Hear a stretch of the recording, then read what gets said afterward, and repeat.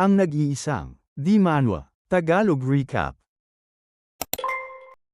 Sa gitna ng kaguluhang bumabalot sa lungsod, may mga pulang matang nakasilip mula sa kawalan. Ilang dekada na ang nakalipas nang sumailalim ang mundo sa isang biglaan at nakapangingilabot na pagbabago. Bumaba sa planeta ang mga halimaw na nilalang, na nagtulak sa sangkatauhan tungo sa isang bagong panahon ng pakikibaka para mabuhay na tinawag na mythical era. Upang lumaban, nagsimulang magising ang mga tao sa kani-kanilang combat classes, na nagkakaloob sa kanila ng mga mahiwagang kakayahan upang maitaboy ang kadiliman at mapataas ang kanilang lakas. Magkatabing lumaban ang mga mandirigma at salamangkero laban sa walang humpay na alon ng mga halimaw, at unti-unting nakalikha ng lugar na maaaring tirhan ng sangkatauhan. Isang bayani ang nakatayong matagumpay sa ibabaw ng napakalaking halimaw na kanyang napatay. Sa panahong ito, ang lakas ng mga awakened ang nagtatakda ng lahat. Sa Haicheng High School, nagtipon ng napakaraming tao para sa pinakamahalagang araw ng kanilang buhay dahil magsisimula na ang awakening ceremony. Isang kumikinang na formation ang umiikot sa gitnang patungan kung saan matutuklasan ng mga estudyante ang kanilang mga kapalaran. Si Combat Instructor Luhu, isang lalaking may makapal na balbas at nakasuot ng leather trench coat, ay sumigaw sa karamihan. Ipinaalala niya na ang magiging resulta ngayong araw ang huhubog sa kanilang buong kinabukasan. Naghihintay sa pila ang mga estudyante habang mabigat ang tensyon sa paligid, at umaasa si Luhu na makukuha ng bawat isa ang class na matagal na nilang pinapangarap. Kabilang sa kanila si Fang Ju, isang gwapong binata na may magulong itim na buhok at kulay lilang mga mata. 18 taon na niyang hinihintay ang sandaling ito mula nang mag-transmigrate siya sa mundong ito. Tinawag ni Luhu si Fang Ju upang lumapit, at agad itong sumagot bilang pagkilala. Lumakad siya patungo sa patungan na may kalmado ngunit determinado ang ekspresyon habang nakasunod sa kanya ang lahat ng tingin. May ilang dalagitang nagbubulungan sa malapit, hinuhula ang magiging priest siya dahil lamang sa kanyang magandang mukha. Si Lurenja, isang binatang blonde na may matinik na buhok, ay ngumisi ng may paghamak sa narinig niyang tsismisan. Ipinaalala niya sa iba na ang tunay na halaga ng isang tao ay nakabatay sa kanyang class, hindi sa kanyang mukha. Sinuri ni Luhu ang talaan ni Fang Ju at napansing isa itong ulilang anak ng mga martir at may perpektong record sa pag-aaral. Maingat siyang nagmasid dahil alam niyang napakataas ng inaasahan ng lahat sa isang estudyanteng may ganoong potensyal. Inabot ni Fang Ju ang kanyang kamay at inilapit ito sa kumikinang na sigil sa ibabaw ng patungan. Nang sumayad ang kanyang mga daliri rito, isang bugso ng enerhiya ang kumalat sa himpapawid, at isang napakalaking haligi ng liwanag ang sumabog mula sa altar, na pansamantalang bumulag sa lahat ng nasa paligid. Mabilis na nagbago ang liwanag nang magsimulang umikot ang maiitim na anino sa kanyang braso, habang ang matutulis na itim na enerhiya ay sumabog mula sa patungan, humihiwa sa hangin at nagpapadilim sa kalangitan. Napaatras si Luhu habang pinoprotektahan ang sarili. Namamangha na ang binata ay nakapagpasimula ng ganoon kalupit na environmental anomaly. Pagkatapos, sumilay sa loob ng maitim na enerhiya ang mga pangitain ng isang hukbo ng mga kalansay at mga spectral mage. Nakatayong hindi natinag si Fang Ju habang isang legion ng undead ang lumitaw sa kanyang likuran sa gitna ng malamultong hamog. Unti-unting humupa ang magulong enerhiya at bumalik sa lupa habang dahan-dahang ibinaba ng binata ang kanyang braso. May lumitaw na mensahe mula sa system, Awakening Successful, Class, Necromancer. Napayuko si Fang Ju sa pagkagulat at napatitig sa sarili niyang kamay. Nagtatakang pinagkalooban siya ng ganoong class. Habang nananatili ang mga anino sa kanyang paligid, ang unang pagkabigla ng mga tao ay mabilis na napalitan ng mapanuyang tawanan. Pinangunahan ni Lurenja ang pangungutya at tinawag na pinakamababa sa lahat ang necromancer sa kabila ng pambihira nitong uri. May mga nagsabing walang kinalaman ang talino sa tunay na lakas ng class, at itinuring ang necromancy bilang isang walang patutunguhang landas dahil halos imposibleng makapagtatag ng koneksyon sa undead realm. Isang pangitain ang lumitaw kung saan isang kamay ng tao ang umaabot patungo sa kamay ng isang kalansay sa gitna ng kawalan, na sumasagisag sa likas na pagsasalungatan ng buhay at kamatayan. Binuksan ni Fang Ju ang sarili niyang status window at nakita niyang ang kanyang ranggo ay lower apprentice lamang, kalaki pang nakalulungkot na mabababang attributes. Biglang nagkaroon ng aberya ang kanyang paningin, at isang bagong abiso ang sumulpot, nag-aktiba na ang Undead Realm Experience System. Isang berdeng bolang enerhiya ang nabuo sa kanyang palad, at napagtanto niyang dumating na rin sa wakas ang matagal niyang hinihintay na cheat code. Kinumpirma ng system na tuluyan na itong na-unlock habang nagliliwanag sa nakakatindig balahibong berdeng sinag. Agad nitong sinimulan ang pagtatatag ng direktang koneksyon sa Undead Realm at lumikha ng isang natatanging avatar para sa kanya. Ipinaliwanag ng prompt na maaari niyang gamitin ang skeleton avatar na ito upang galugarin ang Undead Realm at palakasin ang sarili sa pamamagitan ng paglamon sa iba. Binigyan pa siya ng opsyon na ipatawag ang avatar sa totoong mundo, bagaman may babala ito tungkol sa mga hindi pa natutukoy na panganib. Bahagyang ngumiti si Fang Zhu nang mapagtantong tila sadyang ginawa ang system na ito para sa isang necromancer. Sa pamamagitan ng isang may kumpiyansang ngisi, tahimik niyang inutos ang command na summon, at isang nakakatakot na skeleton avatar na may kumikislap na asul na mga mata ang nagsimulang magpakita sa kanyang harapan bilang kanyang proxy. Kayang lamunin ng avatar ang mga kaluluwa upang mapataas ang kanyang attributes, at ang anumang nilalang na mapapatay nito ay maaari niyang ipatawag upang lumaban sa totoong mundo. Tinitigan ng skeleton avatar ang isang malaking kawa ng mga undead wolf at mga kalansay na nakasuot ng armor. Kung sapat ang mapapatay nitong mga nilalang, magkakaroon siya ng walang katapusang hukbo ng tapat na summons. Sa ilalim ng mapulang buwan na tila kulay dugo ay nakalatag ang Undead Realm.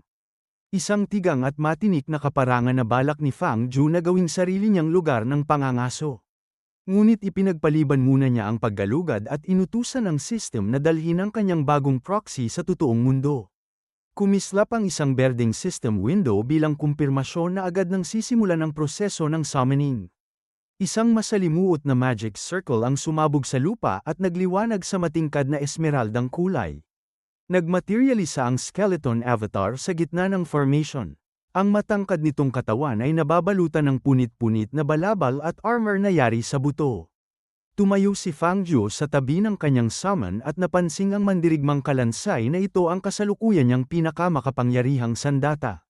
Tinawag ni Luho ang susunod na estudyante, ngunit hindi niya maiwasang lumingon kay Fang Zhu nang may pagkalito dahil hanggang ngayon ay hindi pa rin niya maunawaan kung paano nauwi sa isang tila napakahinang class ang isang top-tier na estudyante. Sa kabila ng masamang reputasyon ng kanyang class, isang grupo ng mga dalagita ang nagtipon sa paligid ni Fang Zhu at pinuri ang nakakatakot ngunit kahanga-hanga niyang summon. Sa kabilang banda, si Lorenza ay halos mabulok sa inggit habang pinagmamasdan ang eksena. Hindi niya matanggap na ang isang assassin na tulad niya ay nababaliwala kapalit ng isang lalaking may isang tumpok lamang umano ng mga buto bilang summon. Kumitid ang kanyang mga mata habang bumubuo ng masamang balak. Iniisip niyang kapag nadurog niya ang kalansay na yon, masisira ang pag-unlad ni Fang Zhu at mapapahiya ito sa harap ng lahat. Habang naglalakad, palihim niyang hinugot ang isang matalim na patalim mula sa kanyang manggas at naghanda para sa isang duwag na patagang pag-atake. Sa isang biglaang pagsabog ng bilis, sumugod siya upang umatake habang nakatalikod ang necromancer. Biglang kumislap sa asul ang mga mata ng skeleton avatar nang maramdaman nito ang bantang nasa likuran. Sumigaw ng sumpa si Lorenza habang tuluyan niyang isinagawa ang pag-atake. Hindi man lamang natinag si Fang Zhu at nanatiling nakapikit ng buong kalmado. Bumagsak ang panga ni Lorenza nang tila naglaho sa kanyang paningin ang target niya. Naiwang nakatanga ang blonde na binata habang natabunan siya ng mabigat na anino ng mandirigmang undead. Isang napakalaking skeletal bat ang humampas sa kanyang mukha, at sa lakas ng tama ay tumalsik ang dugo mula sa kanyang ilong.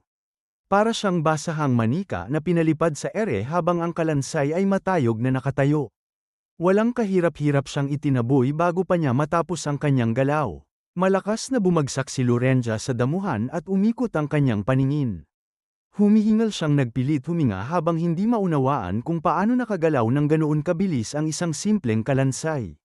Punong-puno ng dugo at mga pasa ang kanyang mukha habang pilit niyang itinataas ang sarili mula sa lupa. Habang inuubo, galit siyang tumitig sa pangunahing tauhan at nagtanong kung ano raw ang akala ni Fang Zhu na ginagawa nito, na para bang hindi siya ang unang umatake. Hindi niya matanggap na natukoy ng kalansay ang isang sneak attack mula sa blind spot nito, at ang kanyang pagmamataas bilang isang assassin ay lubos na nadurog. Pinaniwala niya ang sarili na nagkataon lamang ang lahat at inisip na kapag nakalapit siya ng sapat, magiging madaling target ang mahina umanong katawan ni Fang Ju. Nakatayo si Fang Ju bilang isang madilim na silweta na napapalibutan ng umiikot na itim na enerhiya, at tila wala man lamang siyang pakialam sa nangyayari. Muling sumipa si Lorenza sa damuhan at inilunsad ang desperado niyang ikalawang pagtatangka. Sumigaw siya ng, "Mamatay ka," habang itinutok ang kanyang patalim diretso sa lalamunan ng pangunahing tauhan. Kumilos ang kamay ni Fang Ju na parang isang malabong anino at mahigpit na sinunggaban ang pulsuhan ni Lorenza gamit ang bakal na kapit. Kumikislap ang berdeng enerhiya sa paligid ng kanyang kamao habang lumaki sa matinding takot ang mga mata ng blonde na binata nang mapagtantong hindi man lang siya makagalaw. Huli na nang maunawaan niyang ang tinatawag nilang mahinang necromancer ay kabaligtaran ng lahat ng inaakala nila. Kumikislap sa nakakatakot na kulay rosas ang mga mata ni Fang Ju habang sinasabi niya sa kalaban na masyado nitong pinahalagahan ang sarili. Kasabay ng pag-ikot ng madilim na enerhiya sa paligid ng kanyang nakakuyom na kamao. Pagkatapos ay pinakawalan niya ang isang mabagsik na suntok diretso sa panga nito, at sa tindi ng tama ay lumikha pa ito ng shockwave sa himpapawid. Tumilapon pa atras ang umatake, tuluyang naiangat ang mga paa mula sa lupa habang lumilipad sa ere patungo sa kabilang bahagi ng parang. Bumagsak si Lorenza sa damuhan na bumalot sa ulap ng alikabok, habang ang mga estudyanteng nakapaligid ay natitigil ang nakatitig lamang sa lubos na isang panig na pananakit. Nakahandusay siyang walang malay, nakabuka ang bibig at puno ng dugo ang mukha, dahil tuluyan siyang nabigo at napatahimik. Itinuring ni Fang Ju na nakakabagot lamang ang buong pangyayari kaya tumalikod siya at naglakad palayo, habang ang kanyang skeleton avatar ay tahimik na sumusunod sa kanyang likuran, nakatindig ng mas mataas kaysa sa karamihan. Dumating si Luhu sa lugar at nagtanong kung ano ang dahilan ng kaguluhan, at mabilis namang ipinaliwanag ng mga estudyante kung paano nagawang pabagsakin ng mahinang necromancer sa isang suntok ang isang assassin. May ilang estudyante ang nagmadaling tulungan ng dugoang si Lorenza, na wala pa ring malay sa lupa. Kalaunan ay sumigaw si Lorenza ng desperadong pagbabanta laban sa lalaking matagal nang nakalayo, kahit na ang kanyang mukha ay halos hindi na makilala sa tindi ng pinsala. Matayog na nakatayo ang gusali ng paaralan sa ilalim ng maliwanag na sikat ng araw sa hapon, na tila walang kamalay-malay sa pagbabagong naganap sa kanilang panlipunang hirarkiya. Humanap si Fang Ju ng isang tahimik na sulok sa pasilyo kung saan walang makagagambala sa kanya. At tinawag niya ang kanyang system, handa nang simulan ang susunod na hakbang. Isang kumikinang na prompt ang lumitaw sa kanyang kamay, nagtatanong kung nais na ba niyang simulan ang karanasan sa Undead Realm. Tinitigan niya ito ng may determinasyon dahil alam niyang ang paglalakbay na ito ang tutulong sa kanya upang higit na maunawaan ang kanyang class. Bukod pa rito, sabik na siyang simulang lamunin ang iba pang undead upang mapalakas ang sarili niyang kapangyarihan. Napangisi siya habang lalo pang tumitindi ang enerhiyang bumabalot sa kanya. At naisip niya kung magiging kasing dali nga ba ng inaasahan niya ang kanyang plano para sa mabilis na paglakas. Pinagnilayan ni Fang Ju ang mga panganib na naghihintay sa Undead Realm. Alam niyang sa lugar na yun, walang tigil ang tunggalian kung sino ang magiging mandaragit at sino ang magiging biktima. Kumislap ang matalas na determinasyon sa kanyang mga mata habang iniutos niya sa system sa pamamagitan ng isip na simulan ang karanasan sa Undead Realm. Agad namang tumugon ang system. Kinilala ang kanyang kahilingan at sinabing maghintay siya habang nagsisimula ang paglipat. Habang nakatayo sa tahimik na pasilyo, binalot si Fang Ju ng umiikot na madilim na enerhiya. 18 taon niyang hinintay ang sandaling ito at hindi niya hahayaang masayang ito. Isang kumikinang na berdeng prompt ang lumitaw upang balaan siya tungkol sa mga hindi pa nalalamang panganib. Ngunit iniunat niya ang kanyang kamay at mariing pinili ang confirm upang magpatuloy, at ipinakita ng pangalawang screen na ang kanyang bagong anyo ay isang ordinaryong bone soldier. Nakatitig si Fang Ju sa lumulutang na teksto habang nananatiling walang mabasang emosyon ang kanyang mukha. Pagkatapos, isang napakalaking magic circle ang sumabog sa sahig at nilunod ang buong pasilyo sa nakakasilaw na esmeraldang liwanag. Habang hinihila palayo ang kanyang kamalayan, iminulat ni Fang Ju ang kanyang mga mata sa isang tigang na kaparangan sa ilalim ng isang mapulang buwan na tila kulay dugo. Mga bunton ng mga bungo at matutulis na batuhan ang umaabot hanggang sa abot ng kanyang tanaw.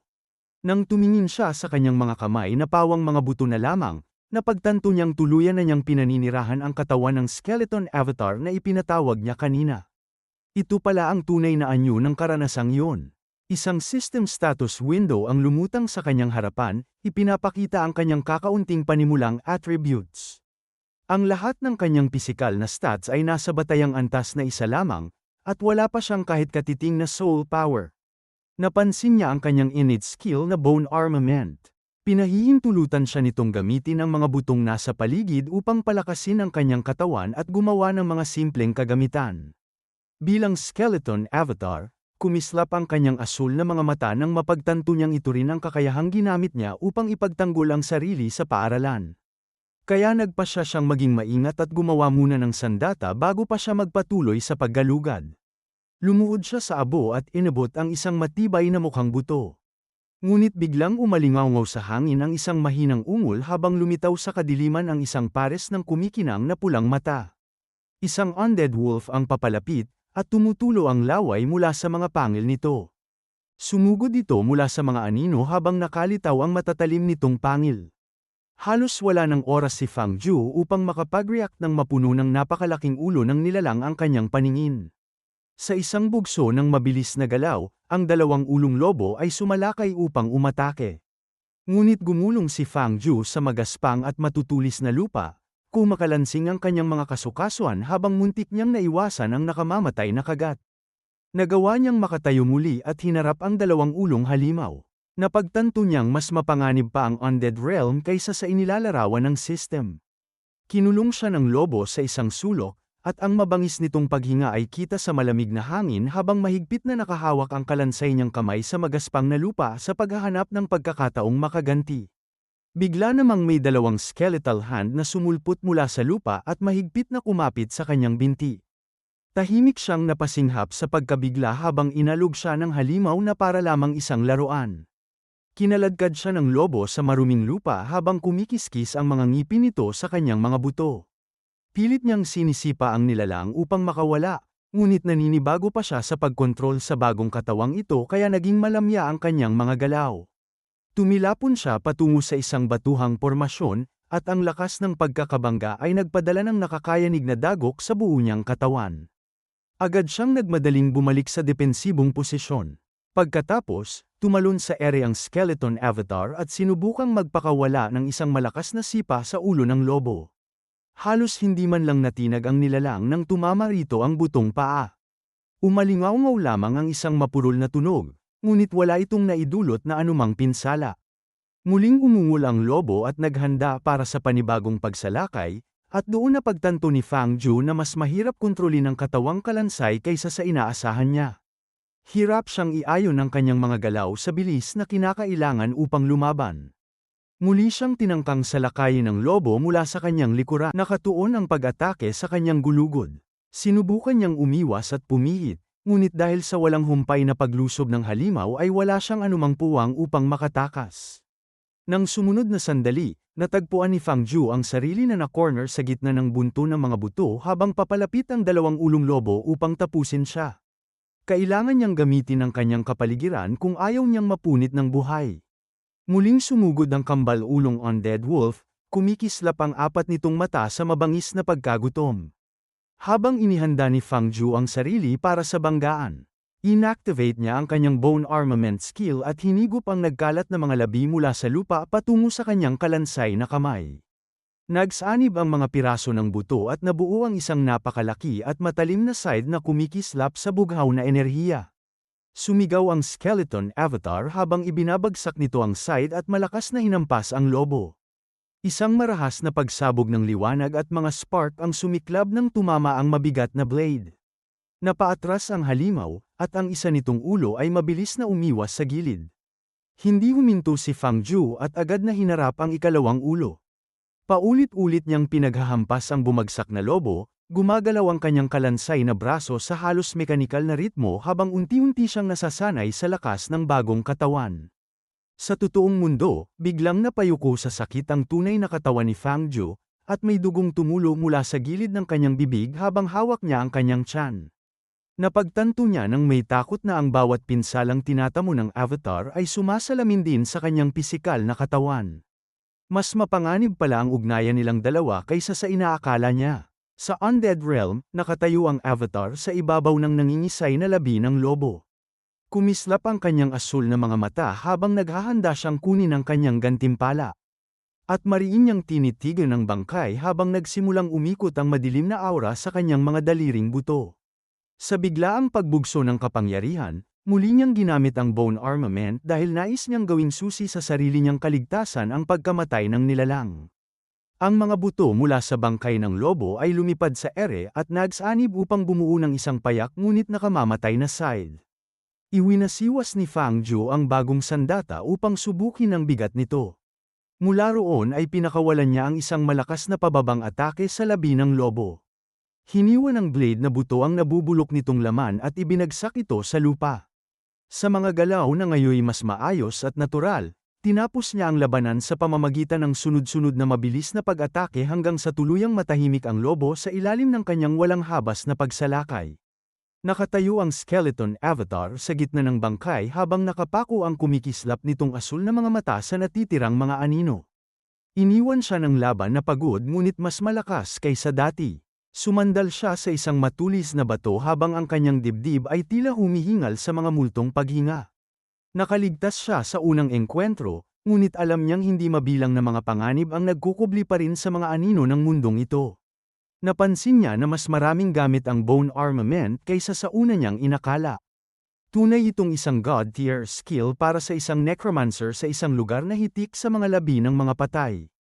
Habang nagsisimulang matunaw ang katawan ng lobo, isang maliit na kumikislap na bughaw na apoy ang umusbong mula sa bangkay nito. Pinagmasdan yun ni Fang Zhou nang may pag-uusisa. Iniisip kung anong panibagong lihim ang kanyang natuklasan. Tinitigan ng skeleton avatar ang kanyang kamay kung saan pumipintig ang isang matingkad na bughaw na orb ng liwanag na naglalaman ng kakaibang enerhiya. Kumikislap sa paligid ang madidilim na pulang ugat ng kapangyarihan habang ang mga eye socket ng avatar ay nagliliwanag sa kaparehong tindi. Ang apoy ay naglalagablab sa malamig at mala-espiritong liwanag na tila umaalingaw hanggang sa pinakadiwa ng avatar, at bigla namang nilamon ang kamalayan ni Fang Zhou ng isang napakalakas at likas na pagkagutom, mas matindi pa kaysa sa anumang pisikal na pagnanasa na naranasan niya noon. Sa ilalim ng nagbabantang liwanag ng mapulang buwan na tila dugo, itinaas ng skeleton avatar ang bughaw na apoy na ngayon ay kumikislap sa pagitan ng mga arko ng elektrikal na enerhiya. Nanginginig ang hangin sa pangako ng kapangyarihan at ebolusyon habang nagsisimula ang unang hakbang ng kanyang tunay na pag-akyat sa tugatog. Sa tigang na Undead Realm, ibinuka ng skeleton avatar ang panga nito at nilamon ang kumikislap na bughaw na soulfire. Agad namang lumitaw ang isang prompt mula sa system upang kumpirmahin ang matagumpay na pag-ani. At nagsimula ng tumaas ang kanyang attributes. Bagaman maliit lamang ang pagtaas, malinaw na nadagdagan ang kanyang strength batay sa mga numero. Sinuri ng skeleton avatar ang sarili nitong palad na yari sa buto at napagtantong marahil ay isa itong epekto ng natatangi nitong bone armament skill. Sinilip nito ang kanyang soul power, na kasalukuyang nasa nakakaawang antas na 0.1 lamang, at napaisip kung ano nga ba ang tunay na silbi ng attribute na ito. Ipinaliwanag ng system na maaaring gamitin ang soul power upang bumuo o maghinuha ng mga bagong skills. Pataasin ang potensyal, o kahit ay upgrade ang mga kagamitan. Kumuyom ang mga ngipin ng kalansay habang naging malinaw ang landas na dapat nitong tahakin. Upang lumakas, kailangan nitong galugarin ang impyernong mundong ito, katayin at lamunin ang lahat ng hahadlang sa daraanan nito upang pilitin ang sariling sumailalim sa ebolusyon. Sa isang saglit, nagsanib ang kambal na kamalayan ni Fang Zhou, at ang kanyang mga matang pantao ay nagpakita ng kaparehong malamig na determinasyon gaya ng kanyang kalansay na katapat. Nakatayo siya sa tuktok ng isang matulis na tore ng bato habang pinagmamasdan ang mundong nakakulong sa ilalim ng isang walang hanggang mapulang buwan.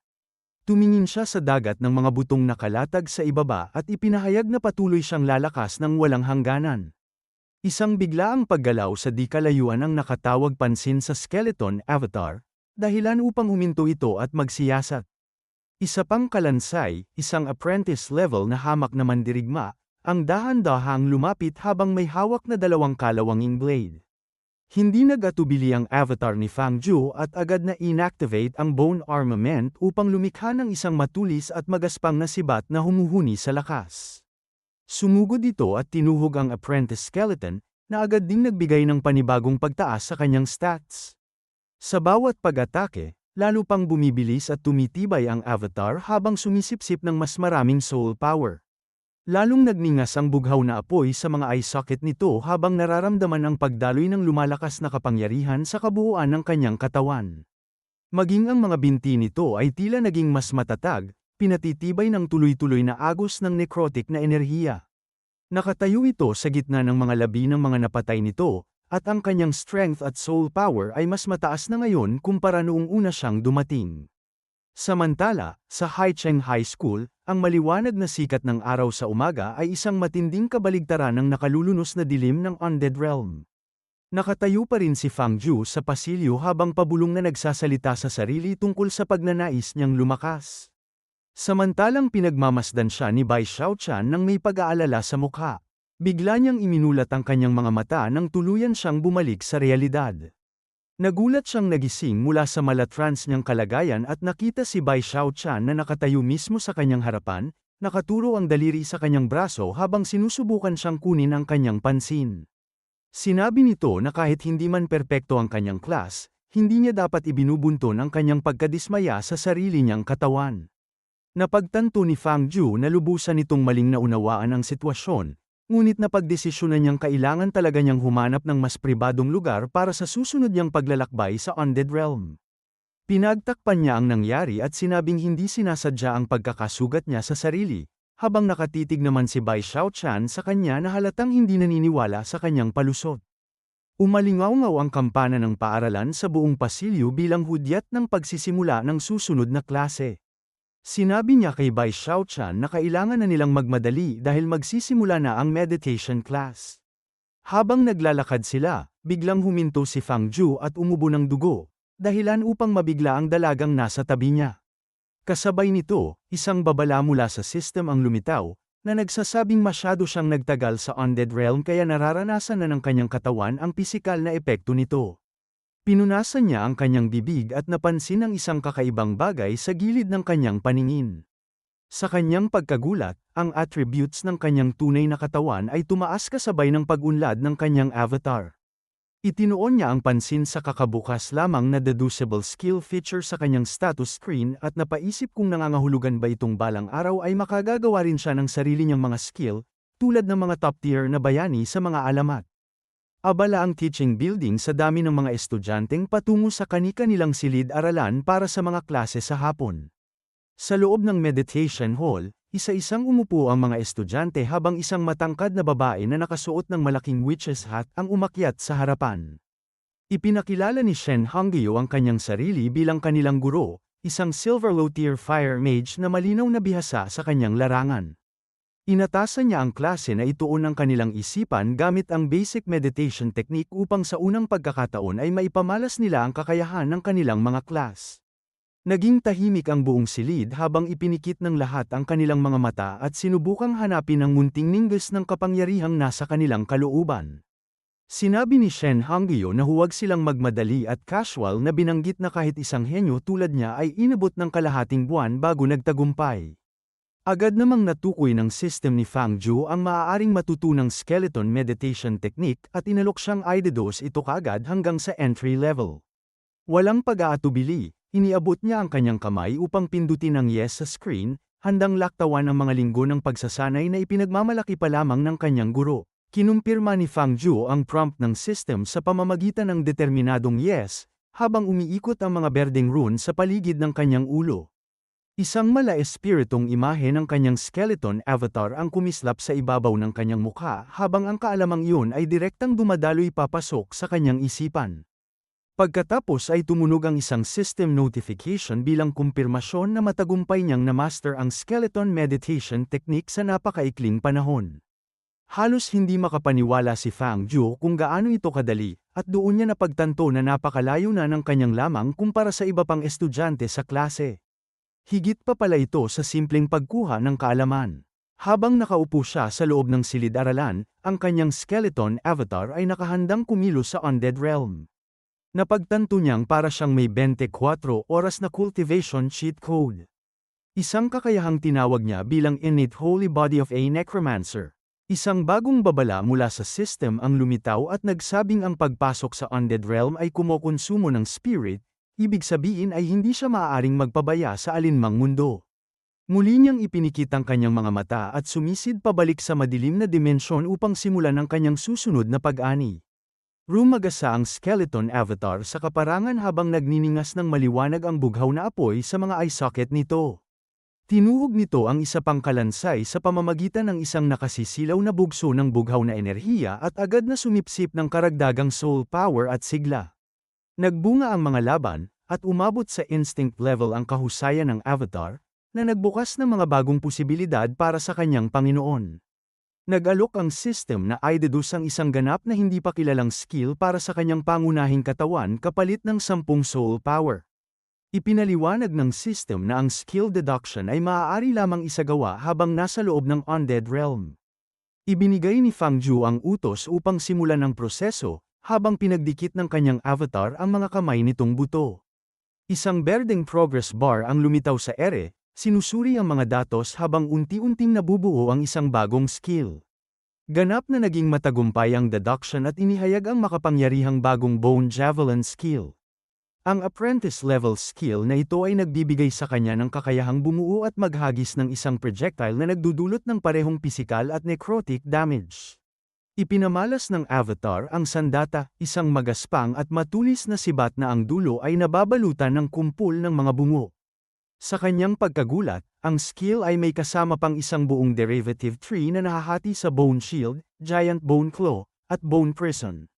Sinuri niya ang kanyang mga natitirang yaman at napagtantong kakailanganin niyang mag-ipon ng mas marami pang soul power upang ma-unlock ang mga mas mataas na sangay na yon. Itinutok ng avatar ang kanyang sandata sa isang grupo ng mga ligaw na undead. Handang subukan ng bagong skill sa aktwal na labanan. Biglang sumabog mula sa sibat ang isang napakalaking sinag ng enerhiya na sumira sa lahat ng madaanan nito kasabay ng marahas na dagundong. Humarurot ang bone javelin sa buong kaparangan na tila isang bughaw na kidlat. Humanga si Fang Zhu dahil ang lakas ng pag-ataking iyon ay malayong nakahihigit sa mga pangunahing skill gaya ng Death Missile o Ray of Enfeeblement. Sinuri niya ang kanyang status screen ngunit may napansin siyang problema.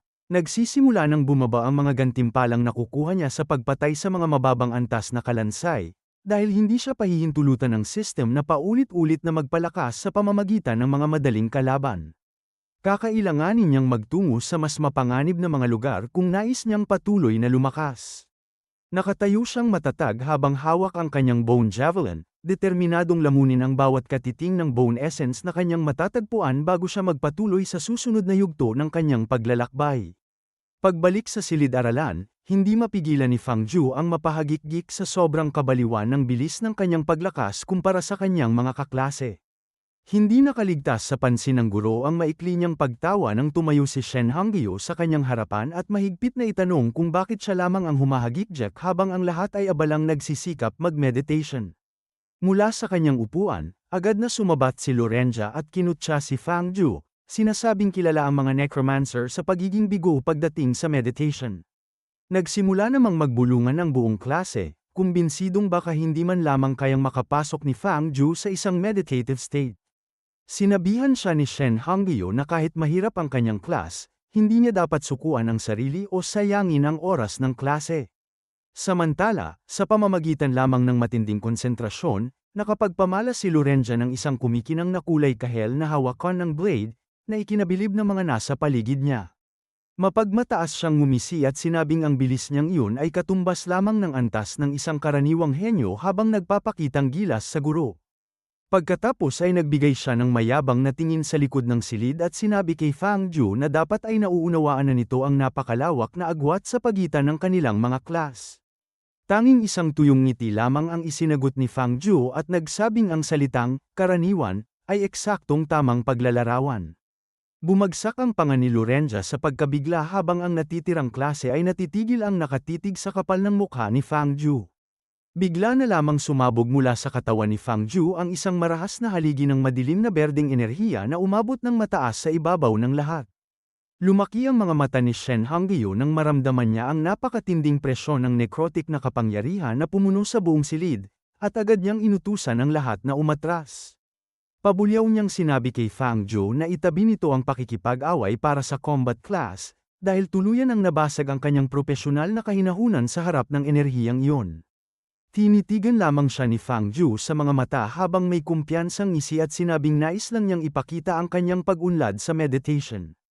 Pinagmamasdan siya ni Bai Xiaochan nang may pag-aalala habang may isang estudyanteng nasa malapit ang nagwaksi sa tagumpay ni Fang Ju bilang simpleng swerteng pambaguhan lamang.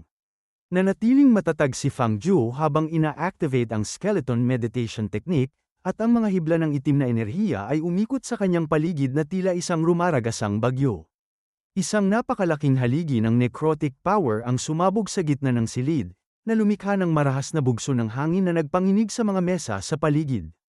Tinamaan ng matinding pagkabigla si Lorenza at ang kanyang mga kaibigan, at ang kanilang mga mayabang na ngisi ay napalitan ng mga mukhang punong-puno ng kawalang paniniwala. Lubos na natigilan si Shen Hongyu, nanlaki ang kanyang mga mata habang iniisip kung paano nito na-master ang teknik sa loob lamang ng isang klase.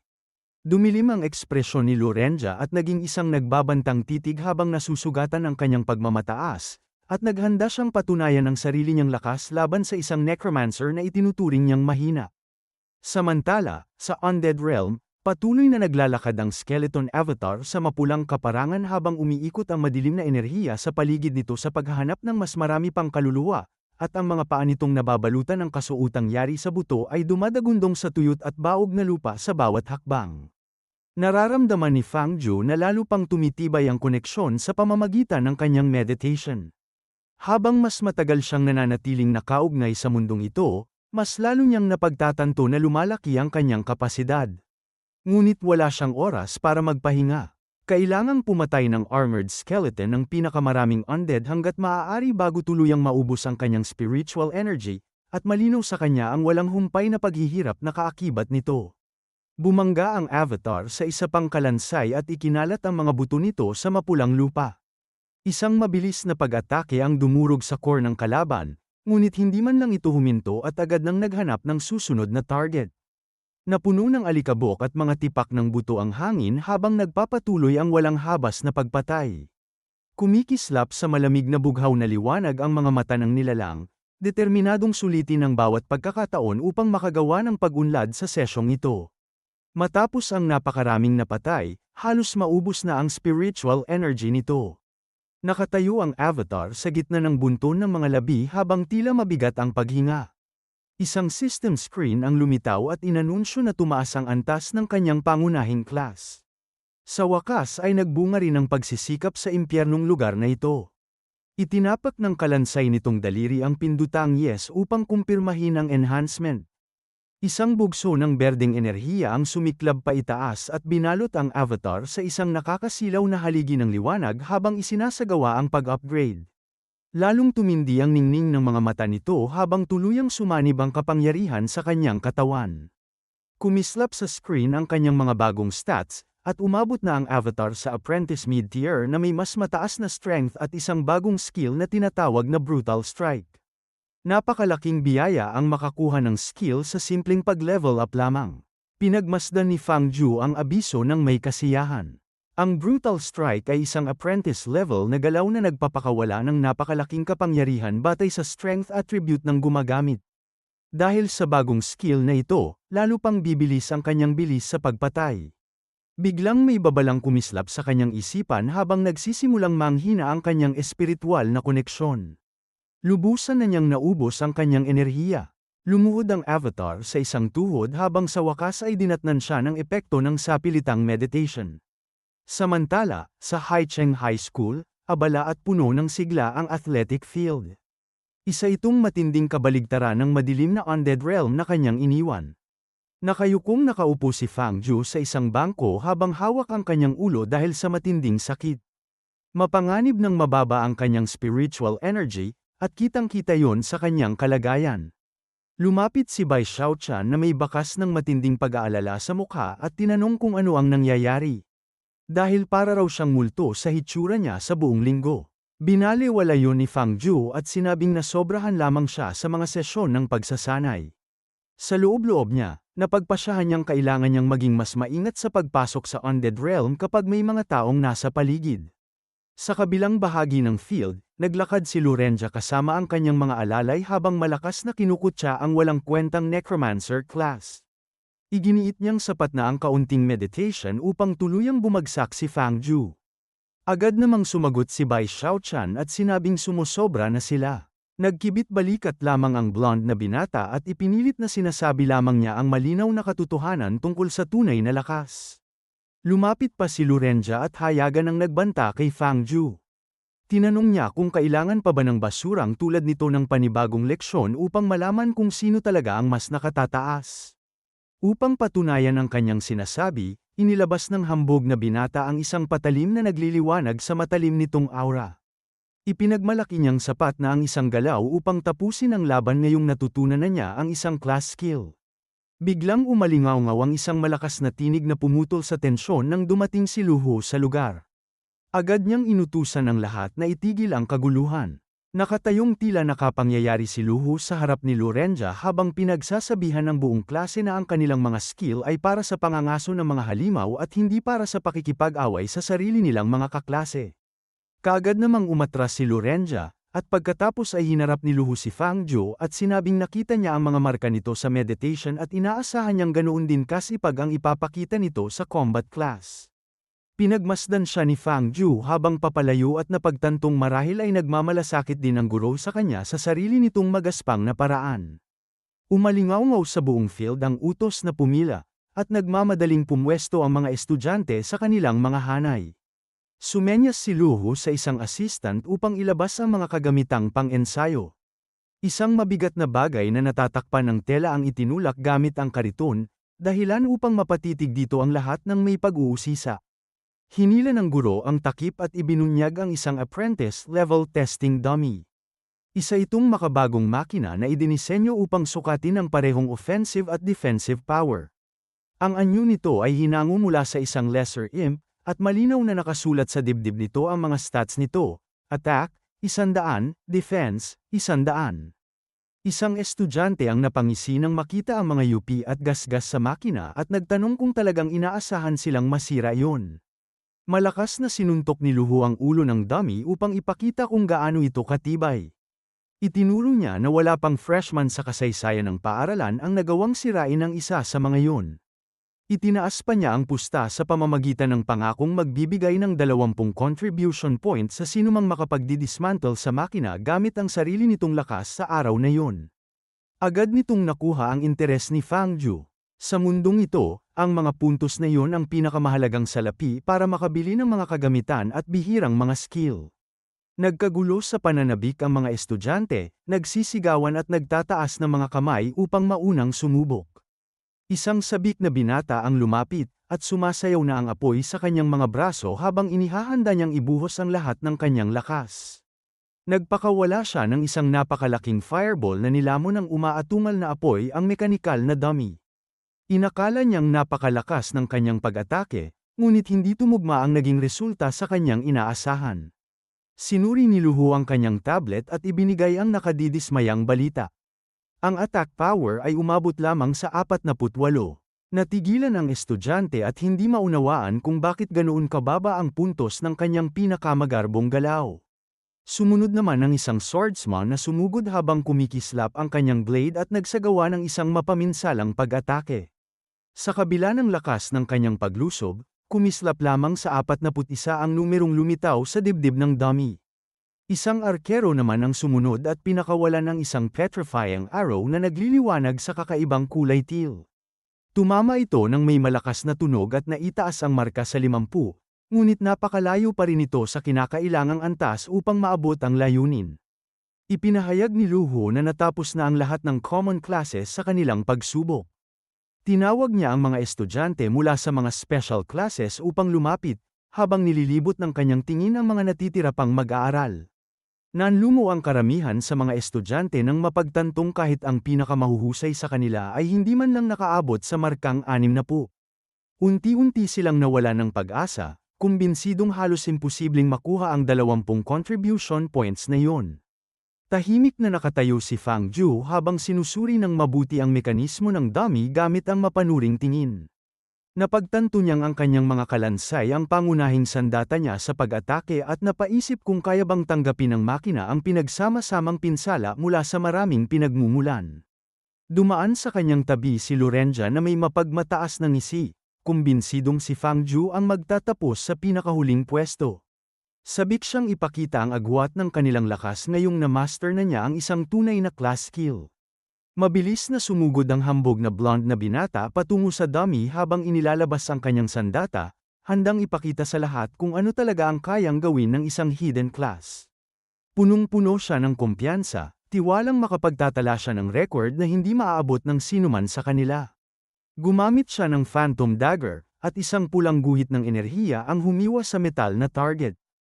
Kumislap ang digital screen at huminto sa markang 80, dahilan upang mapasinghap sa pagkagulat ang mga nanunood. Lumingon si Lorenza sa grupo at buong yabang na ipinagmalaki ang kapangyarihan ng kanyang Phantom Assassin class. Kinutya niya ang iba upang tiyaking alam ng lahat na nasa sarili niyang antas ang kanyang kakayahan. Hindi naman humanga si Luhu sa walang saysay na pagyayabang at agad niyang tinawag si Mortal Leaf upang siya naman ang sumunod. Agad na nagbago ang atmosfera nang mapunta kay Mortal Leaf ang atensyon ng lahat bilang pinakamalaking pag-asa ng paaralan. Marahan siyang naglakad pasulong na may kalmado ngunit nakatuong ekspresyon, habang kumalat ang mga bulungan tungkol sa kanyang Demon Hunter class at sa espesyal na pagtrato na natatanggap niya mula sa pamunuan ng paaralan. Inihanda niya ang kanyang napakalaking crescent blade habang umiikot sa kanyang paligid ang berdeng enerhiya na tila isang nagngangalit na bagyo. Ang mismong presensya pa lamang ng kanyang sandata ay sapat na upang punuin ng inggit ang mga mata ng ibang estudyante. Sa isang matalim na titig, sinimula ni Mortal Leaf ang kanyang pag-atake. Kumilos siya sa hindi kapanipaniwalang bilis, at ang kanyang blade ay humiwa sa hangin kasabay ng mababa ngunit mapanganib na ugong. Tinamaan niya ang target gamit ang Vengeance Strike, ibinagsak ang kumikislap niyang blade ng direkta sa dibdib ng dummy, at isang napakalakas na pagsabog ng liwanag at mga spark ang sumunod sa mismong sandali ng pagbangga. Mabilis na umakyat sa markang 65 ang ipinakitang score, na agad nang nalampasan ang karamihan sa buong class sa pamamagitan lamang ng isang pag-atake. Ngunit para kay Mortal Leaf, simula pa lamang yun. Kumikislap sa matingkad na berdeng liwanag ang kanyang mga mata habang ipinapahayag niyang hindi pa siya tapos. Itinutulak niya ang kanyang spiritual energy hanggang sa sukdulan upang ilabas ang kanyang buong potensyal. Bahagyang lumabo ang screen habang mabilis na tumataas ang mga numero. Umabot sa 69 at patuloy pang umaakyat. Maayos niyang isinunod ang Vengeance Combo, isang serye ng napakabilis at eksaktong mga pag-atake. Patuloy na tumataas ang bilang hanggang umabot sa 88 habang tinatanggap ng dummy ang walang tigil na bugso ng berdeng enerhiya, at tila nahihirapan na ang makina na makasabay sa dalas ng kanyang mga pag-atake. Tinapos ni Mortal Leaf ang kanyang sunod-sunod na galaw sa pamamagitan ng isang huling mapanirang hampas. Kumislap ang digital display at ipinakita ang perpektong markang 100, na naging pinakamataas na score na nakamit ng sinumang freshman. Tumayo siyang muli ng kalmado, nakahawak ang kanyang napakalaking blade sa kanyang tagiliran. Nang opisyal nang ihayag ang marka, napatigil sa pagsasalita ang buong karamihan, lubos na namangha sa napakalupit na pagpapakita ng kapangyarihan. Habang pinagmamasdan ang lahat mula sa gilid, may napansin si Fang Ju na napakahalaga, cumulative pala ang attack power. Isang kumpiyansang ngiti ang sumilay sa kanyang mga labi nang mapagtanto niyang ang pagdidismantle sa makinang iyon ay hindi magiging hamon para sa kanya. Matapos makamit ang markang 100, buong kumpiyansang tumayo si Yefan sa testing field, kumbinsidong wala ni isa sa klase ang makalalampas sa kanyang resulta. Sa di kalayuan, nagreklamo si Lorenza at sinabing naabot lamang ni Yefan ang ganoong marka dahil pinagsama-sama nito ang maraming pag-atake. Pinagsisihan pa niya na hindi siya nakapag-atake ng ilang beses pa. Agad naman siyang kinutya ni Bai Xiaochan at itinuro na ang isang assassin-type class ay hindi kailanman magkakaroon ng combo skill na tulad noon. Bago pa lumala ang kanilang pagtatalo, tinawag ni Luhu si Bai Xiaochan upang sumailalim sa kanyang pagsusulit. Kabado siyang lumakad patungo sa field at pinaalalahanan ang sarili na bilang may hawak ng isang hidden class, Hindi niya maaaring ipahiya ang kanyang sarili. Tinipon niya ang enerhiya ng hangin sa kanyang katawan, sumugod pasulong, at inatake ang test dummy. Lumitaw sa makina ang markang 31, at inanunsyo ni Luhu na ang kanyang attack capability ay 31, napabuntong hininga na lamang si Bai Xiaochan at tinanggap na ang isang support class ay talagang kulang sa lakas pagdating sa direktang pakikipaglaban. Napahalakhak si Lurenja at agad na kinutya ang naging resulta. Ngunit iginiit ni Bai Xiaochan na kung nag-awaken lamang sana siya bilang isang assassin, madali sana niyang nalampasan ang markang 80. Nagpatuloy ang pagsusulit. Sumunod na lumapit si Gu Jikyu at ginamit ang Chain Wind Energy Missile, na nagbigay sa kanya ng attack score na 72. Pagkatapos niya, inactivate ni Zhao Yuan ang Shield Armor Impact at nagtala ng markang 69. Sumunod namang ginamit ni Chen Yong ang Giant Hammer Impact at nakakuha ng score na 84. Habang dumarami ang mga resulta, pinag-uusapan ng mga estudyante ang kahangahangang mga ipinakitang pagganap. Gayunpaman, wala pa ring nakahihigit sa markang 100 ni Ye Fan o nakasira man lamang sa dummy. May isang estudyante ang biglang nagpuna na mayroon pang isang hidden class na hindi pa sumasailalim sa pagsusulit. Ang taong yun ay si Fang Ju, ang necromancer. Sa sandaling mabanggit ang kanyang pangalan, napatawa si Lurenja at agad na ibinasura ang posibilidad na may magagawa si Fang Ju. Nagduda siyang makakaabot pa ito ng 10 attack points at kinwestiyon pa kung kaya bang makatayo ng maayos ng mga kalansay nito. Kalmadong nagtanong si Fang Ju kung talagang ganoon katiyak si Lurenja na hindi niya makukuha ang 20 contribution points. Taglay pa rin ang kanyang walang kupas na kumpiyansa, idineklara ni Lurenja na kung magagawa ni Fang Ju na sirain ang dummy, kakainin niya mismo yun sa harap ng lahat. Ngumiti lamang si Fang Ju at pinaalalahanan siyang tandaan ang mga salitang iyon. Pagkatapos ay naglakad siya patungo sa gitna ng field at hiniling sa lahat na umatras. Inakala ni Lurenja na natatakot lamang si Fang Ju na pagtawanan dahil sa mababang score. Ngunit ipinaliwanag ni Fang Ju na ang skill na gagamitin niya ay nangangailangan ng napakalawak na espasyo. Habang sinasabi niya yun, nagtipon ng maiitim na ulap sa kalangitan at kumalat sa paligid niya ang mga berdeng mahiwagang kadena. Ilang sandali lamang ang lumipas nang biglang umangat mula sa lupa ang 10 mga kalansay. Nabigla ang lahat ng naroroon sa kanilang nasaksihan. Agad na nagtanong ang mga estudyante kung paano nagawang makapagpatawag ng isang apprentice-level necromancer ng 10 mga kalansay, gayong ang mga bagong awakened na necromancer ay karaniwang nalilimitahan lamang sa 2. May ilan pang ang nag-isip kung nakapag-advance na ba si Fang Ju sa antas ng isang Black Iron Mage. Maging si Instructor Luhu ay nahirapang paniwalaan ang kanyang nakikita. Naalala niya na si Su Xinyan, na kinikilalang pinakamahuhusay na necromancer sa kasaysayan, ay nakapagpatawag lamang ng 5 mga kalansay noong una itong nag-awaken. Dahil sa paghahambing na yon, napaisip siya kung mas higit pa kaya ang talento ni Fang Ju. Habang pinagmamasdan ang reaksyon ng lahat, tahimik na naisip ni Fang Ju na nagpipigil pa nga siya. Kung hindi, mas matindi pa sana ang Athens yung matatanggap niya.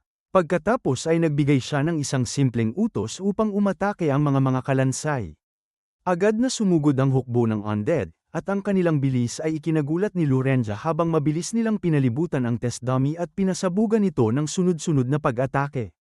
Mabilis na tumaas ang score sa display mula 30 patungong 45, saka naging 60 bago tuluyang huminto sa 65. Nang makita ang resulta, nakahinga ng maluwag si Lurenja at napatawa. Iginiit niyang walang espesyal sa attack value na yon, at sumang-ayon ang ilang estudyante na bagamat kahanga-hanga ang 65 para sa isang ordinaryong mandirigma, nakakadismaya naman ito para sa isang necromancer na kumokontrol sa napakaraming mga kalansay. Lalo pang kinutya ni Lurenja ang resulta at itinuro na kung tutuusin ay wala pang 10 puntos ang naiaambag ng bawat kalansay sa karaniwan. Kalmadong sinabi ni Fang Ju na huwag itong magmadaling humusga dahil nagsisimula pa lamang ang pagsusulit. Nang muli siyang questionin ni Lurenja, pinitik ni Fang Ju ang kanyang mga daliri at sumabog palabas ang berdeng enerhiya. Dahil hindi sapat ang 10 mga kalansay, nagpasya siyang magpatawag ng 20. Kaagad na sumulpot mula sa lupa ang ikalawang alon ng mga kalansay, na bumuo ng isang hukbo ng 20 mandirigmang undead. Nagulantang ang buong field, habang si Bai Xiaochan ay masiglang nanunood at sumisigaw ng suporta para kay Fang Ju. Sinasabing alam niyang magagawa nito yon. Muling ipinagpatuloy ng sangkawan ng mga kalansay ang kanilang walang tigil na pag-atake, at mabilis na umakyat ang score sa 81, pagkatapos ay 77, hanggang sa kalaunay lumampas sa 108. Sa ilalim ng walang humpay na pag-ataking yon, tuluyang nawasak ang isa sa mga braso ng dummy, at kasunod nito ay isang napakalakas na pagsabog ang yumanig sa paligid. Nang unti-unti nang mawala ang usok, lumipad sa ere ang ulo ng dummy habang bumagsak sa lupa ang sirang display nito. At ipinakita ng screen ang pinal na markang 999. Natigilan ang mga estudyante bago tuluyang sumabog sa malakas na sigawan ng kawalang paniniwala, dahil itinulak ni Fang Zhu ang dummy lampas sa hangganan nito at tuluyan itong winasak. Samantala, nakatitig si Lorenza sa mga wasak na labi ng dummy habang bakas sa kanyang mukha ang matinding takot at pagkabigla. Kalmadong naglakad si Fang Zhu patungo sa sirang makina at ipinatong ang kanyang kamay sa naputol nitong ulo. Ipinaalala niya kay Lorenza ang ipinangako nito at sinabing maaari na nitong simulang kainin ang dummy. Halos hindi makapagsalita si Lorenza, at saka sinabi ni Fang Zhu na hindi naman ito kailangang kainin yon kung ayaw talaga nito. Gayunpaman, binalaan niya si Lorenza na huwag nang magpakita sa kanyang harapan mula sa araw na yon. Dahil sa matinding takot, agad na tumakbo palayo si Lorenza habang nanunumpang babawi siya balang araw. Pagkatapos noon, nagmamadaling lumapit si Bai Xiaochan at masiglang tinanong si Fang Zhu kung paano ito naging napakalakas. Nakiusap pa siyang turuan siya. Ngunit alanganing sumagot si Fang Zhu at sinabing ordinaryong meditation training lamang ang kanyang ginagawa. Hindi nagtagal, lumapit din si Instructor Lu Ho. Pinuri niya ang ipinakitang pagganap ni Fang Zhu at nangakong ipaglalaban ang pagkakasama nito sa Key Cultivation Seed List ng paaralan. Pagkaraan ay lumipat ang tagpo sa opisina ng principal. Nakaupo ang principal na may puting buhok sa likod ng kanyang mesa habang sinusuri ang ulat tungkol sa pinakabagong resulta ng awakening. Sa 10,000 bagong estudyante, 9,103 ang matagumpay na nag-awaken, na nagbigay ng awakening rate na humigit kumulang 71%. Sinuri niya ang listahan ng 85 rare class holders na napili para sa SEED program, kabilang sina Zhao Yuan, Bai Xiaochan, Gu Jikyu, at Ye Fan. Isinaalang-alang ng principal na direktang isama ang lahat ng 85 sa listahan ng 100 SEED candidates ng paaralan. Gayunpaman, nang marating niya ang profile ni Fang Zhu, napahinto siya. Matapos suriing mabuti ang impormasyon tungkol sa necromancer, malamig niyang ipinasya na walang kinabukasan ang class nito at nagdesisyong huwag isama si Fang Zhu sa SEED list.